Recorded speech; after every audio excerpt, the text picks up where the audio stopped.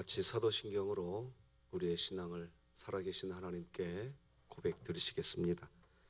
전능하사 천지를 만드신 하나님 아버지를 내가 믿사오며 그 외아들 우리 주 예수 그리스도를 믿사오니 이는 성령으로 잉태하사 동정녀 마리아에게 나시고 본디오 빌라도에게 고난을 받으사 십자가에 못 박혀 죽으시고 장사한 지 사흘 만에 죽은 자 가운데서 다시 살아나시며 하늘에 오르사 전능하신 하나님 우편에 앉아 계시다가 저리로서 산자와 죽은 자를 심판하러 오시리라. 성령을 믿사오며 거룩한 공회와 성도가 서로 교통하는 것과 죄를 사하여 주시는 것과 몸이 다시 사는 것과 영원히 사는 것을 믿사옵나이다. 아멘. 찬송가 438장 찬송가 438장 하나님께 찬양드리겠습니다. 내 영혼이 은총 입어 하나님께 찬양드립니다.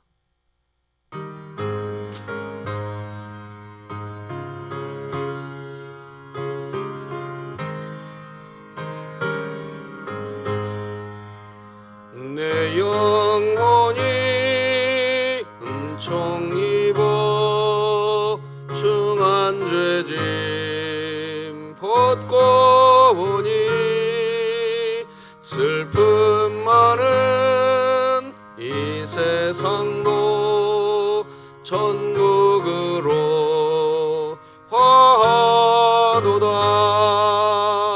할렐루야 찬양하세.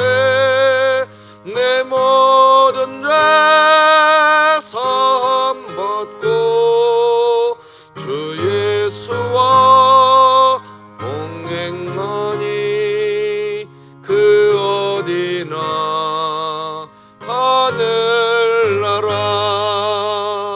주의 얼굴 뵙기 전에 멀리 뵈던 하늘나라. 내 마음속에 이루어지니 날로 날로 가깝도다. 할렐루야 찬양하세. 내 모든 죄 사함 받고 주 예수와 동행하니 그 어디나 하늘나라. 높은 산이 거친 들이 초막이나 궁궐이나 내 주 예수 모신 곳이 그 어디나 하늘나라. 할렐루야 찬양하세. 내 모든 죄 사함 받고 주 예수와 동행하니 그 어디나 하늘나라. 우리 진흥교회 주간 기도표 5월 21일 목요일 기도 제목 하나님께 기도하시겠습니다. 교회를 위해 기도합니다. 진흥교회 환우들을 치유해 주소서.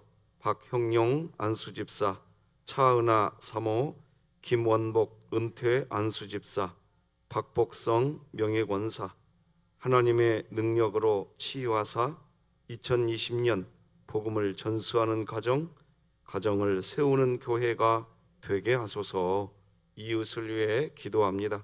진흥교회가 이웃들을 향한 지극한 관심과 사랑으로 그들을 감동케 하시고 그들이 하나님 앞으로 한 걸음 한 걸음 걸어 나올 수 있도록 복음을 꾸준히 전하게 하소서. 북한을 위해 기도합니다. 자본주의를 막고 사회주의 안에서 철저하게 김정은에 대한 충성과 노동당의 이념을 강요하는 북한 정권의 악행을 회개하게 하시고, 진흥교회가 입양하여 섬기기 원하는 평안남도 강동군에 속히 하나님의 은혜가 임하게 하소서. 자녀를 위해 기도합니다. 이 시대 잠들어 있는 다음 세대를 일으켜 주시고 한국의 다음 세대를 세우는 영적 리더십들을 양성하게 하셔서 각 교회에서 훈련받은 자녀들이 열방에 흩어져 하나님 나라 확장을 위한 거룩한 도구로 쓰임 받게 하소서. 국가와 열방을 위해 기도합니다. 전 세계적으로 기독교 박해가 증가하는 가운데 주의 백성들이 극심한 박해 속에 있다 할지라도 눈을 들어 하나님 나라를 소망하며 인내하게 하시고, 박해로 인한 두려움으로 믿음을 저버리는 그리스도인들이 없게 하소서. 선교와 전도를 위해 기도합니다. 진흥교회가 품고 기도하는 태신자 651명의 마음을 열어주사 복음을 받아들이고 예수님을 구주로 영접하여 하늘의 소망을 갖게 하시고 주님의 사랑과 은혜를 체험하게 하소서. 이 모든 것 주 예수 그리스도의 이름으로 기도드립니다. 아멘.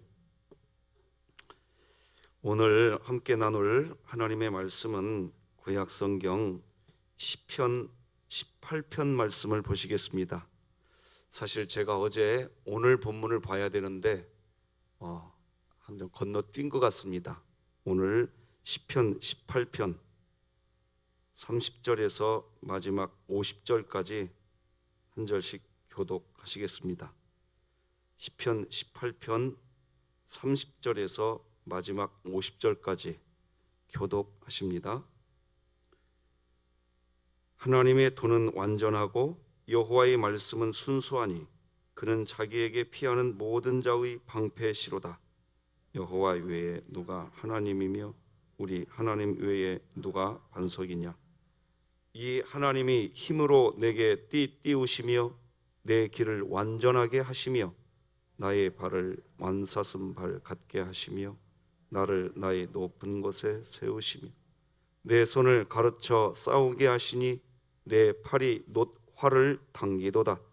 또 주께서 주의 구원하는 방패를 내게 주시며 주의 오른손이 나를 붙들고 주의 온유함이 나를 크게 하셨나이다. 내 걸음을 넓게 하셨고 나를 실족하지 않게 하셨나이다. 내가 내 원수를 뒤쫓아가리니 그들이 망하기 전에는 돌아서지 아니하리이다. 내가 그들을 쳐서 능히 일어나지 못하게 하리니 그들이 내 발 아래에 엎드러지리이다. 주께서 나를 전쟁하게 하려고 능력으로 내게 띠띠우사 일어나 나를 치는 자들이 내게 굴복하게 하셨나이다. 또 주께서 내 원수들에게 등을 내게로 향하게 하시고 나를 미워하는 자들을 내가 끊어버리게 하셨나이다. 그들이 부르짖으나 구원할 자가 없었고 여호와께 부르짖어도 그들에게 대답하지 아니하셨나이다. 내가 그들을 바람 앞에 티끌같이 부숴뜨리고 거리의 진흙같이 쏟아 버렸나이다.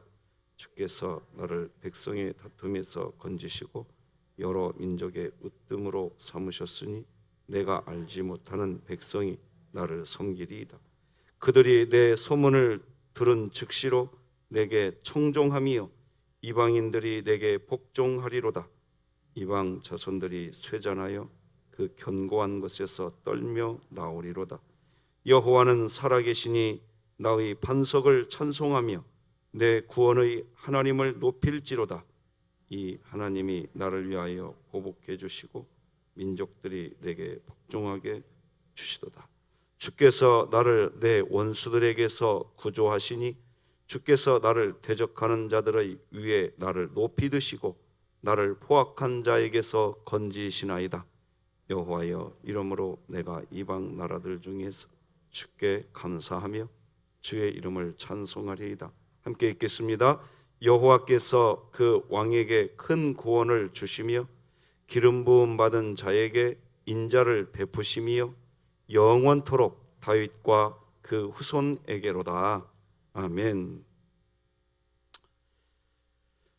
우리가 새벽마다 이렇게 환우들을 위해서 기도하기도 하는데 꼭 우리 박종분 우리 권사님 그리고 우리 김일규 원로 목사님 위해서 기도를 좀 부탁드립니다. 우리 박종분 권사님 척추 수술을 또다시 하셨는데 정말 기도가 필요한 상황이고요. 우리 김일규 원로 목사님 걸음걸이가 어려워서 움직이지를 못하는 좀 힘든 상황이 있습니다. 기도를 좀 부탁드립니다. 오늘은 왕의 승리에 참여하는 그리스도인의 삶, 이런 제목으로 하나님 말씀 전하겠습니다. 저는 요즘에 한 번도 경험하지 못한, 여러분들도 마찬가지겠지만 그런 세상을 경험하고 있습니다. 한 번도 경험하지 못했습니다. 팬데믹이라고 하지요. 전염병이 전 세계적으로 유행하는 것입니다. 제 평생 이런 적은 처음입니다. 성경을 보면 재앙이라고 하는 게 세 가지가 나옵니다. 첫째는, 제일 큰 재앙은 전쟁입니다. 그 다음에 재앙은 기근입니다. 그 다음에 나오는 성경에서 말하는 재앙은 전염병입니다. 사실 저는 아슬아슬하게 전쟁이라고 하는 이 재앙은 빗겨난 사람입니다. 한국 전쟁이 끝나고 새마을운동이 진행될 때 태어났으니까 저는 전쟁의 재앙은 겪지 못했습니다. 그러나 이 자리에 계시는 분은 전쟁의 재앙도 경험해 보신 분들이 계실 것 같습니다. 아울러 기근의 재앙도 마찬가지입니다. 시골에서 농부의 아들로 태어났기에 농촌의 어려움은 겪고 살기는 했지만 기근이라고 하는 정도의 재앙 자체를 경험하지는 않았습니다. 그런데 전염병의 재앙, 2020년도에 전 세계적으로 번져 있는 이 전염병과 같은 이러한 때 처음인 것 같습니다. 그런데 이런 재앙이 있을 때마다 하나님이 원하시는 것은 타인을 정죄하는 것보다도 겸손해지고 회개하고 하나님의 뜻이 무엇인지 다시 점검하는 것, 그래서 그런 재앙도 하나님의 은혜 가운데에 이겨내는 것, 그것이 그리스도인들이 해야 할 일입니다. 성경을 보면 매번 그렇게 등장합니다. 전쟁과 기근, 전염병과 같은 재앙이 발생할 때 성경에서 보여주는 내용은 그런 재앙의 때 고난의 시기를 어떻게 이겨내느냐, 바로 하나님의 은혜, 승리하게 해주시는 하나님의 도우심 안에서 이겨내야 한다는 것을 성경은 우리에게 보여줍니다. 오늘 본문은 성경에 나오는 3대 재앙 가운데 하나인 전쟁에 대한 배경을 가지고 있는 시입니다. 여러분, 오늘 읽었던 39절을 한번 보십시오. 거기 보면 주께서 나를 전쟁하게 하려고, 43절 보면 민족의 으뜸으로 삼으셨으니, 전쟁을 배경으로 한 시입니다. 이 전쟁이라는 재앙을 어떻게 이 시 안에서 지금 대처하고 극복하고 또 승리해 나가는지, 그래서 재앙의 때에 어떻게 우리가 극복해야 하는지를 정확하게 보여주는 게 오늘 본문의 내용이라고 할 수 있겠습니다. 오늘날 전염병의 재앙이 있는 이때에 우리 그리스도인들이 어떻게 해야 왕의 승리에 참여하는 그리스도인이 될 수 있을까요? 첫 번째, 제일 중요한 것은 먼저 하나님의 말씀에 대한 믿음을 가지고 마음 관리를 해야 한다는 것입니다. 우리 오늘 본문 30절 다 같이 읽겠습니다. 시작. 여호와의 도는 완전하고 여호와의 말씀은 순수하니 그는 자기에게 피하는 모든 자의 방패시로다. 아멘. 하나님의 도는 완전하고, 즉 하나님의 말씀이지요. 하나님의 말씀이 전쟁의 때에 방패가 되는 분명한 믿음을 가지고 전쟁의 때, 이 재앙의 때 하나님의 말씀으로 피하라고 이야기하고 있습니다. 시인 다윗이 이 전쟁의 때에 하나님의 말씀 안으로 피신할 수 있었던 것은 다윗의 마음 안에 하나님 외에 다른 하나님이 없고 하나님이 분명히 삶의 반석이기 때문이라는 마음을 가지고 있었기 때문입니다. 여러분에게도 분명한 고백이 하나 있습니다. 묻겠습니다. 여러분, 하나님만이 유일한 하나님이신 것을 믿으십니까? 하나님이 반석이시라는 것을 믿으십니까? 그렇다면 이 전염병과 같은 이 재앙의 때에도 제일 먼저 우리가 해야 될 게 뭐냐? 하나님의 말씀으로 피신하여 마음을 지키는 겁니다. 우리 31절 보니까 여호와 외에 누가 하나님이며 우리 하나님 외에 누가 반석이냐? 이렇게 얘기합니다. 그러므로 하나님 말씀으로 피하는, 그래서 마음을 지키는 그리스도인들은 하나님의 말씀을 통해 마음을 굳건하게 지키는 것, 이것이 가장 중요한 겁니다. 그리스도인들이 누릴 수 있는 은혜가 있는데 그 은혜는 하나님의 말씀으로 마음이 굳게 지켜지는 은혜입니다. 하나님의 말씀으로 마음이 굳게 지켜진 상태에 나타나는 또 다른 증거는 뭐냐? 여전히 하나님 사랑, 사람 사랑입니다. 기억하시기 바랍니다. 이것이 그리스도인이 누릴 수 있는 최고의 은혜입니다.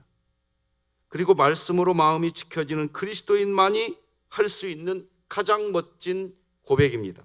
32, 33절 같이 읽어볼까요? 시작. 이 하나님이 힘으로 내게 띠띠우시며 내 길을 완전하게 하시며 나의 발을 암사슴 발 같게 하시며 나를 나의 높은 곳에 세우시며, 한마디로 하나님이 승리하게 해 주신다는 확고한 마음입니다.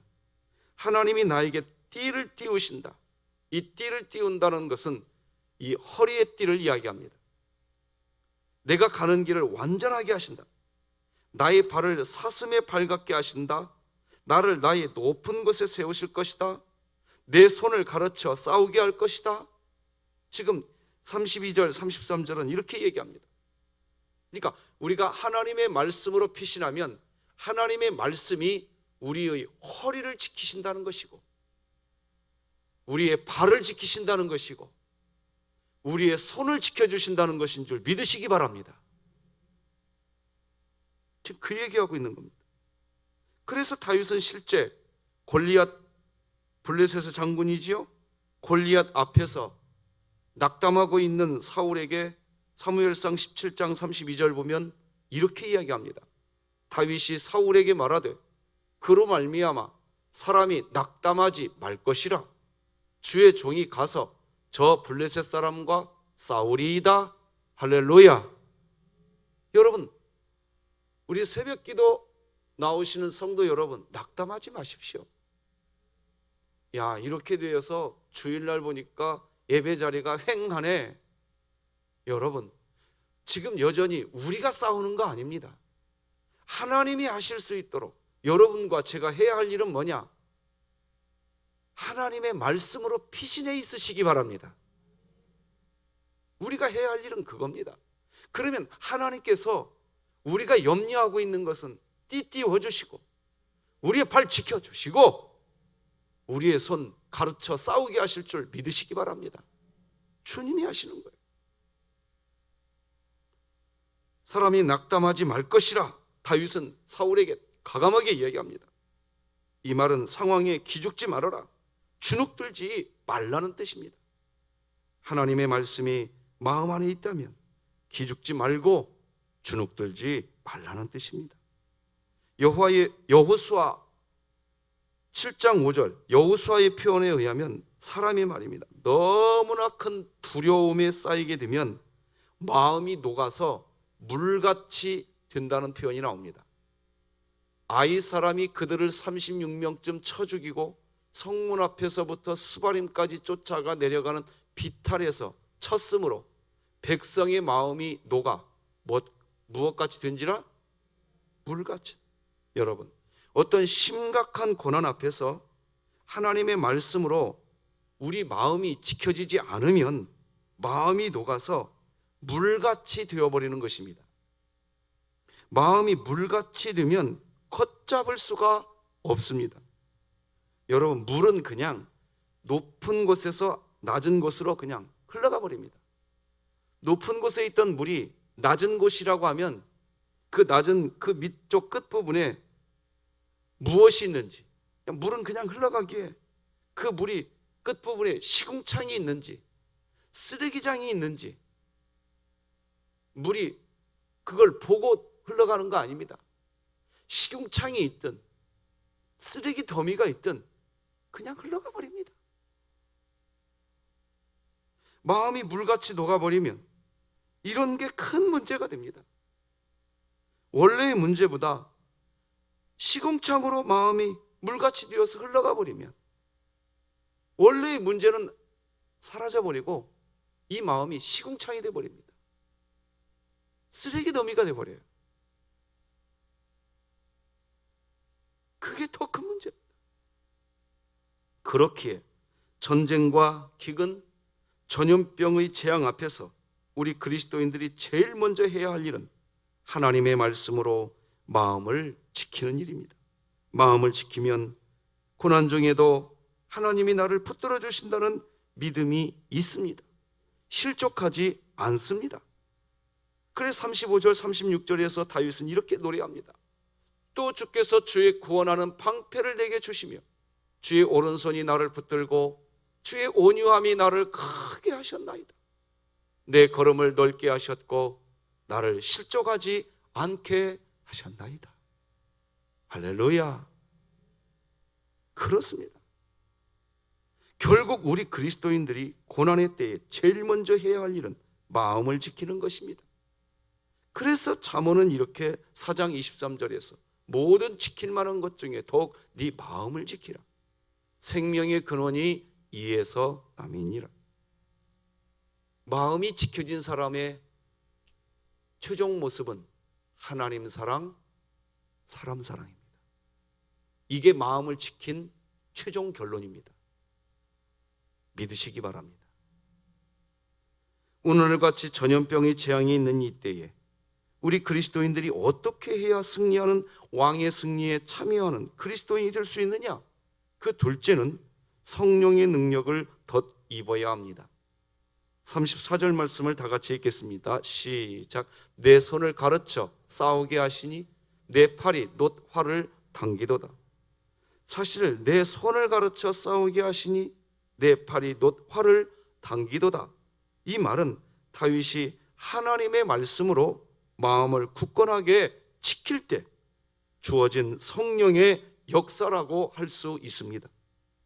세상과 맞서 싸울 수 있는 용기와 힘은 우리 마음을 지키는 우리의 힘으로 되는 게 아닙니다. 우리 마음을 지켜주시려고 하나님은 보혜사 성령을 우리 마음 안에 넣어주신 줄로 믿으시기 바랍니다. 내 마음 나도 몰라, 이거 맞는 말이에요. 내 마음 나도 몰라요. 내 마음 누가 지켜줘야 되느냐? 성령 보혜사께서 지켜주셔야 되는 줄 믿으시기 바랍니다. 하나님으로만 되는 겁니다. 세상살이 하면서요, 하나님으로 인해서 마음 지키는 거, 이 은혜만큼 좋은 은혜가 없어요. 고린도후서 5장 7절을 보면 우리가 믿음으로 행하고 보는 것으로 행하지 않는다 하는 말이 나옵니다. 읽어볼까요? 시작. 이는 우리가 믿음으로 행하고 보는 것으로 행하지 아니함이로라. 이 말씀은 그리스도인들이 하나님의 말씀으로 마음을 지키게 될 때 경험하게 되는 게 있는데, 바로 눈에 보이는 대로 행하지 않게 되는 신기한 역사입니다. 저는 요 며칠 전에 여러분들에게 현실과 사실을 구분할 줄 아셔야 된다고 그랬습니다. 분명히 현실은 리얼리티입니다. 그러나 사실과 구분할 줄 아셔야 됩니다. 믿음이 섞어지면 사실을 볼 수가 있습니다. 현실만 보면 믿음이 섞어지지 않습니다. 눈에 보이는 대로만 말합니다. 현실을 이야기합니다. 맞습니다. 틀린 말 하는 게 아닙니다. 정답입니다. 그런데 현실일 뿐입니다. 사실은 뭐냐 이겁니다. 사실은.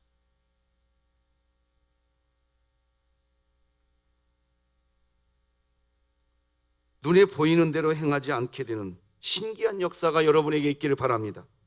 사울은 눈에 보이는 블레셋 장군 골리앗만을 보았습니다. 그때 골리앗이 눈에 보입니다. 그게 사울에게 현실입니다. 그러나 하나님의 말씀으로 마음을 지키는 다윗은 사실을 보았습니다. 분명히 문제가 눈앞에 떡 하고 있지만 현실을 보지 않고 사실을 보면 다윗처럼 살 수 있습니다. 말씀으로 마음을 지키는 그리스도인은 현실만 보는 게 아니라 진짜 팩트, 사실을 보게 됩니다. 그래서 보는 것으로 행동하지 않고 믿음으로 행동하게 되는 것입니다. 그 믿음으로 행동하게 되는 최종 결론이 또 뭐냐?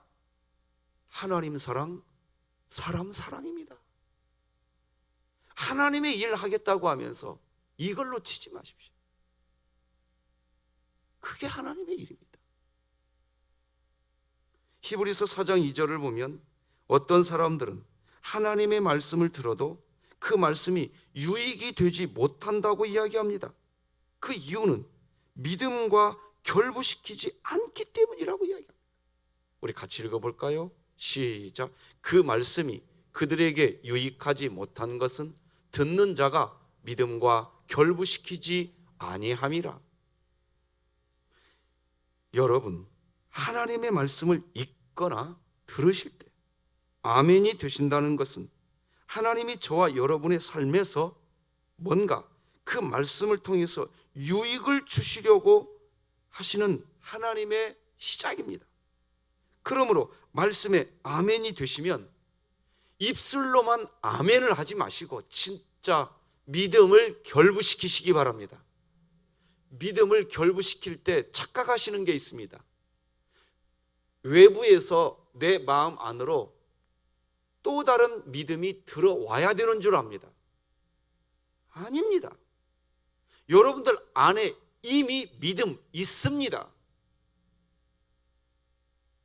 확인해 드릴까요? 하나님이 아버지로 믿어지시지요? 믿음 있으십니다, 여러분에게. 나는 믿음이 없어서 믿음을 결부시키지 못하겠다고 말하는 이런 어리석은 자리에 있지 마시기 바랍니다. 여러분에게는 이미 믿음 있습니다. 그래 하나님 자녀가 된 거고 천국 백성 이미 믿음이 있어서 되셨습니다. 그러니 우리는 어디에 초점 맞춰야 되느냐?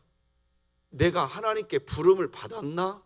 여기에 초점 맞추고 교회 오지 마시고 나는 이미 부름 받았고 이 세상으로 보냄받은 자라는데 거기에다 초점 맞추고 신앙생활 하시기 바랍니다.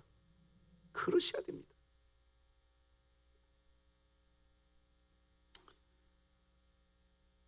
그때 여러분에게 유익이 됩니다. 모래는 건물을 건축하는 건축에서 매우 유용한 재료입니다. 하지만 모래는 반드시 시멘트와 섞여야 합니다. 여러분은 하나님 나라에 매우 유용하고 소중한 분들이십니다. 여러분들이 삶에서 유용하고 소중한 분들로 살아가시려면 성령의 함께하심을 믿음으로 섞으시기 바랍니다. 그렇게 되면 마지막으로 오늘날과 같이 전염병의 재앙이 있는 이때에 우리 그리스도인들이 어떻게 해야 승리하는 왕의 승리에 참여하는 그리스도인이 될 수 있느냐? 세 번째는 하나님께 신실하시기 바랍니다. 오늘 본문을 보면 다윗은 하나님께 신실하였습니다. 하나님께 신실했다는 것은 하나님이 반드시 도우실 것을 그냥 받아들이는 겁니다. 여러분의 가정, 여러분의 삶, 하나님께서 반드시 도우실 것을 믿으시기 바랍니다. 근데 하나님이 돕는다고 할 때 내 뜻대로 돕는 거 아닙니다. 하나님의 뜻대로 돕는 겁니다. 믿으십니까? 저희 형님 장례식장 이야기를 어제 드렸습니다. 김제 신광교회 담임 목사님이 임종 예배를 오셨는데 첫 설교 첫 마디가 여전히 하나님은 모르십니다. 내 뜻대로 하나님이 도와주신다고 생각할 때는 그게 도무지 실제가 되지 않습니다. 하나님이 우리를 도우실 때 하나님의 뜻대로 우리를 도와주시지 내가 원하는 뜻대로 나를 도와주시지 않습니다. 그걸 분명히 하시기 바랍니다. 분명히 하셔야 돼요. 그래서 오늘 본문에 보면 다윗은 시편 18편 28절에 주께서 나의, 시편 18편 39절에 주께서 나를, 18편 40절에 또 주께서 내, 18편 43절 주께서 나를, 48절 주께서 나를, 주님이 하시는 겁니다. 할렐루야. 하나님께 신실하시다는 것은 반드시 하나님이 나를 돕는다는 것인데 내가 원하는 대로 나를 돕는 게 아니라 하나님이 원하는 하나님의 뜻대로 반드시 우리를 도우신다는 것을 기억하시고 다 같이 한번 따라서 하겠습니다. 주께서 나를, 주께서 나를 기도하시겠습니다. 하나님 아버지, 전염병이 있는 이 재앙의 때 하나님의 말씀으로 마음을 지키게 하여 주소서. 하나님께 신실하게 하여 주시옵소서.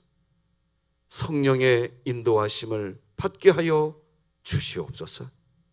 그래서 이 전염병의 이 재앙의 때 왕의 승리에 여전히 참여하는 그리스도인이 되게 하여 주옵소서.